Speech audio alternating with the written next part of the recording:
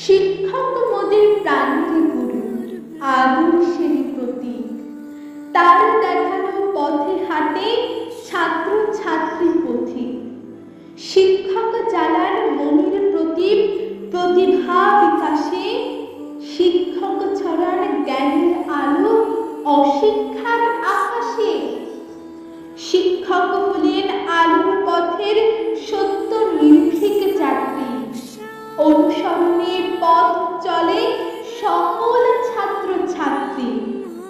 মায়ের কাছে শিশুর শিক্ষা জন্ম থেকেই শুরু, মায়ের পরে শিক্ষক হলেন জ্ঞানের অন্য গুরু।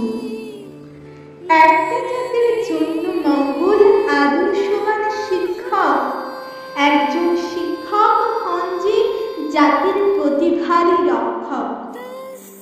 যেসব শিক্ষক আদর্শতায় শিক্ষা দিতে রত, তাদের দেখলে হয় যে